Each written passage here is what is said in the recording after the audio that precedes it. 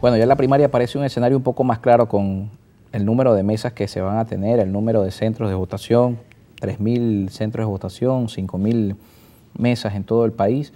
Queda una duda importante que menciona nuestro invitado Jesús Torrealba, es dónde va a estar eso, porque hablamos no solamente de la dificultad logística, sino los riesgos que además corre el colocar una mesa, por ejemplo, en una plaza, en la Plaza Bolívar de algún municipio en particular donde el oficialismo tenga mayoría. Hay ciertas cosas que también hay que considerar en todo el desarrollo de esa actividad.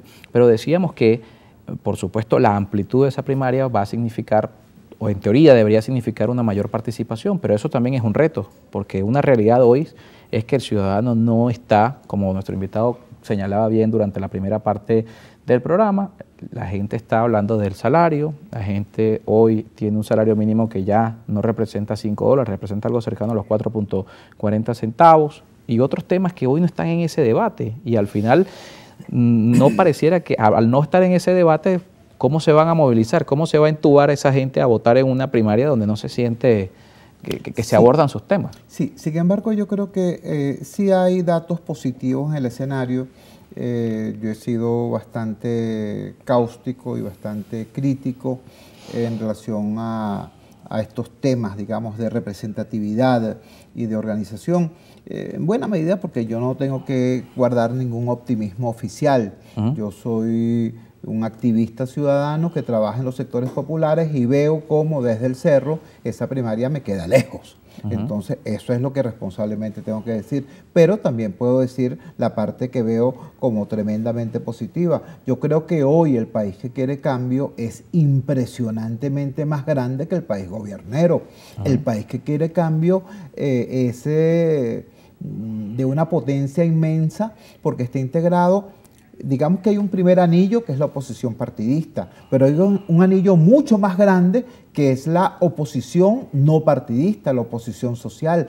Y fuera del anillo de la oposición social hay un anillo mucho más grande que es el país que quiere cambio no siendo opositor, que está integrado fundamentalmente por una ciudadanía que está muy molesta con Maduro, muy molesta con el gobierno porque vienen de ser chavistas.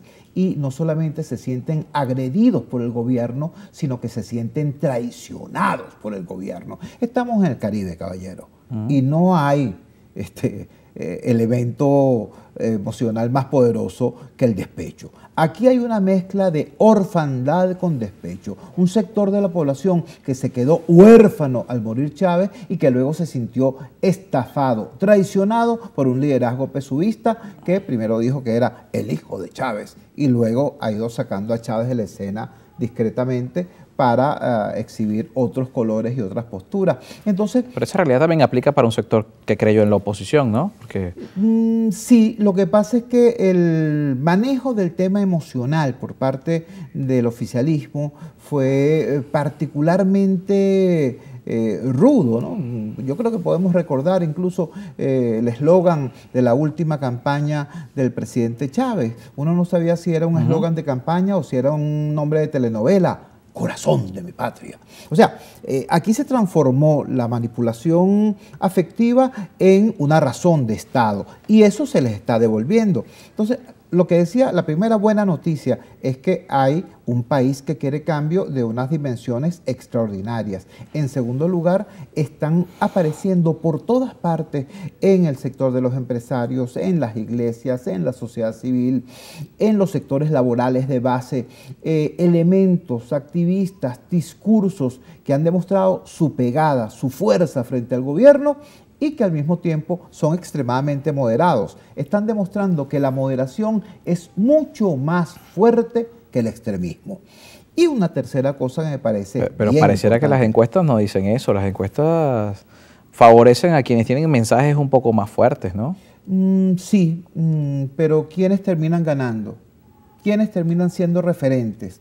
¿Qué es lo que acaba de declarar el presidente de Fede Cámaras apenas asume el cargo? Por ejemplo, sobre el tema de las sanciones. ¿Quién es el líder emblemático de los trabajadores del sector salud? Pablo Zambrano.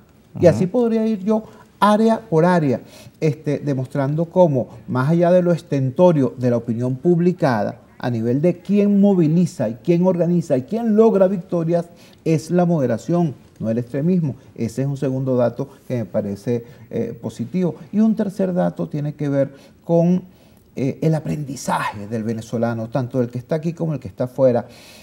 Ambos han descubierto que vivir no dependiendo del Estado no solamente es posible, sino que es un derecho. Entonces, cuando viene la clase política, tanto gobernera como opositora, a tratar de seducirlos con ofertas populistas, la respuesta del venezolano, repito, tanto el que está aquí como el que está en la diáspora, es rechazar ese discurso, rechazar esas pulsiones del pasado. Yo creo que hay buenas razones para pensar que están dadas las condiciones para un cambio. Yo lo digo de manera muy sencilla. Hoy el cambio tiene muchísimo más votos que en el 2015. Y en el 2015 ganamos por arrase, porque en el 2015 no había ocurrido la pandemia, no había ocurrido la hiperinflación, no había ocurrido la escasez. Hoy el cambio tiene mucho más votos que el 2015. Por eso sería criminal que en el 2024 ganara Maduro, no porque tenga más votos, sino porque las direcciones políticas de la oposición sean lo suficientemente necias como para que pase a nivel nacional lo que ya nos pasó en Lara, lo que nos pasó en Táchira, lo que nos pasó en Monagas, lo que nos pasó en Aragua. Todos esos estados fueron regalados, lo que nos pasó en Miranda. Todos esos estados fueron regalados al oficialismo, no porque el oficialismo fuera más fuerte, sino porque la oposición fue mucho más necia. Pero ahora tenemos más coaliciones. Ayer estaba acá Antonio Ecarri y bueno, ya la Alianza Democrática, cada quien hizo tienda aparte, por ejemplo. Ya no se puede hablar de la plataforma unitaria y la Alianza Democrática como sectores de oposición. Ahora es, vamos, la Alianza Democrática, la plataforma unitaria, es decir, el fragmento de la oposición parece cada vez mayor. A mí eso no me preocupa. Yo creo que, por el contrario, debieran emerger nuevos actores. Si tú te pones a ver lo que es el mapa político de Colombia hoy, las antiguas formaciones centenarias prácticamente desaparecieron. De liberales a conservadores se pasó a un mapa totalmente distinto. Lo mismo en Argentina, lo mismo en Chile. El mapa político es completamente diferente. Aquí han querido mantener artificialmente un mapa político que ya no dice nada. Así que surgen nuevos actores, que surgen nuevas coaliciones, a mí me parece que es saludable. Sin embargo, creo que hay un dato nuevo que sí tiene que ver con lo tradicional. Si aquí sigue produciéndose una dinámica que permita la reintegración de Acción Democrática, aquí pueden ocurrir cambios importantes en el panorama opositor. ¿Por qué digo esto? Bueno, porque para nadie es un secreto que la candidatura de Prosperi ha venido repuntando, discretamente, pero ha venido repuntando. En la medida en que Prosperi repunte, quizás se pueda dar una mayor autonomización de ese liderazgo en relación a otros liderazgos vetustos de su partido, para decirlo con elegancia. Y también está pasando algo muy interesante en la otra ala de AD. La candidatura de Luis Eduardo Martínez significa, de hecho, el fin de la autocracia de Bernabé Gutiérrez en esa área. Todos sabemos que el principal partido opositor de este país está fracturado por razones que no son ideológicas, que no son políticas. A diferencia no son de las fracturas previas del MEP, las divisiones del MIR, todo. A diferencia de todas esas historias que tenían que ver con ideología y con programa, estas tienen que ver con dos señores que se odian después de haber sido aliados, amigos y cómplices durante muchísimo tiempo y que ahora, bueno, decidieron nada más y nada menos que sacrificar al partido en función de sus odios personales. Si eso se supera, aquí puede ocurrir algo muy interesante. No olvidemos que las últimas primarias que realizó la oposición, las de 2017, Acción Democrática ganó en la mitad del país y que 4 de los 5 gobernadores que obtuvieron obtuvo la oposición eran de Acción Democrática. Nos toca revisar la participación de la audiencia rápidamente ya para finalizar la entrevista con Jesús Torrealba. Comenzamos con el estado Carabobo, en Huigüe. Nos escribe Ángel González. Buenas tardes. ¿Qué piensa usted de esos candidatos que están inhabilitados pero dicen que van hasta el final? ¿No es buscarle 5 patas al gato y volver a repetir los errores del pasado? Yo creo que tienen que definir qué carrizo es el final. Porque si el final es yo o la nada, yo o la hecatombe, yo o la guarimba, bueno, que se lo digan al país. El final tiene que ser la victoria del país que quiere cambio. Y para eso es importante tener claro que lo importante, lo fundamental, no es el candidato. Lo importante es efectivamente que se produzca en paz el cambio político que Venezuela necesita y merece. Luis Castillo desde Barquisimeto nos hacía la misma pregunta respecto a la inhabilitación. Pasamos a Víctor Rodríguez desde el estado Aragua, desde San Mateo. Buenas tardes. ¿Qué nos puede decir el señor Chuo? ¿Cómo podemos recuperar la confianza del voto opositor con o sin primarias? Por mi parte no apoyo las primarias, pero los demás candidatos no generan confianza.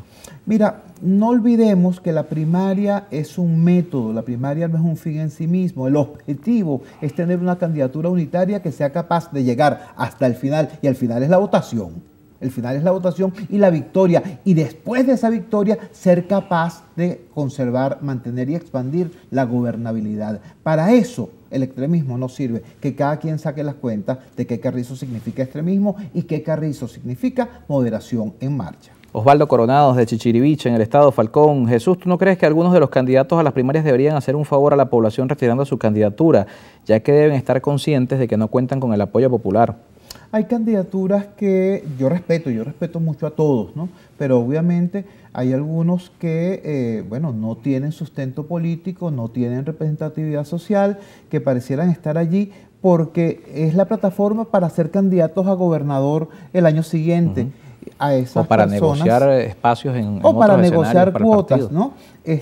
Hay de verdad cosas inexplicables, pero de eso se va a encargar la economía del voto. Juan Cardosa desde Guasdualito, en el estado Apure. Señor Chuo, lo que usted describe políticamente significa que las primarias están condenadas al fracaso. ¿Qué hacer? No necesariamente, porque si las primarias logran tener, en primer lugar, el nivel de acuerdo político que es indispensable, y en segundo lugar, el grado de penetración social necesario para que sean además representativas, bueno, estupendo. Pero si no es así, si esto simplemente es una cosa reducida a la zona de confort de la oposición convencional, entonces tendremos una primaria precarizada. Cerramos con Felipe Linares desde Barquisimeto, en el estado Lara. Por favor, hay que usar el raciocinio y pensar en nuestro país. Únanse y hagan un acuerdo nacional. Apoyan a Eduardo Fernández como candidato único. El gobierno no va a tener motivos para inhabilitarlo. Es un hombre preparado académica y políticamente.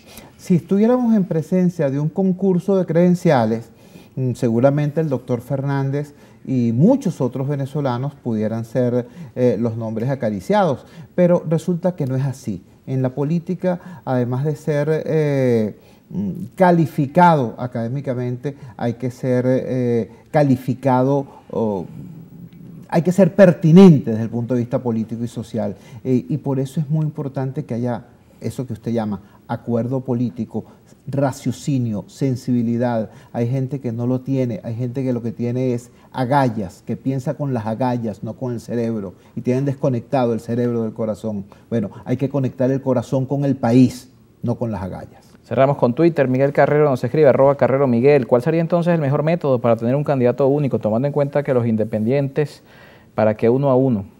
Bueno, depende, porque si lo que uno dice lo cree de verdad, si tú me preguntas a mí, yo te diría, como todo el mundo dice que estamos en dictadura, y algunos dicen que esto es una corporación criminal, bueno, en una situación de emergencia de tal naturaleza, aquí lo que estaría planteado no es un concurso entre opositores, porque no estamos en democracia. Aquí habría que llegar a un acuerdo, ir a elecciones, y después de ganar esa elección, entonces sí convocar un posterior proceso sin inhabilitados y sin partidos ilegalizados. Algo así como lo que propone Prosperi. No estoy diciendo nada que sea demasiado original, pero aquí se empeñaron en hacer una primaria. Prosperi lo propone después de ganar. Es que yo estoy hablando de eso. Aquí lo que sale es un acuerdo político, lo que salía era un acuerdo político, y después de ganar, entonces generar una elección de otra naturaleza. Pero se empeñaron en hacer la primaria. Bueno, traten de hacerla lo mejor posible. Porque si esto es simplemente, repito, una mascarada para que en la zona de confort tradicional el extremismo imponga una determinada candidatura, no es que ellos van a ganar, es que podríamos perder todos. Bien, muchísimas gracias por acompañarnos esta tarde. Jesús Torrealba con nosotros, periodista y activista social. Hacemos una pausa y al regreso Julio Cellini va a estar con nosotros, consultor político del equipo de LOC. Recuerden nuestras redes sociales, @EnContextoPiso y @CarlosPeñalosa.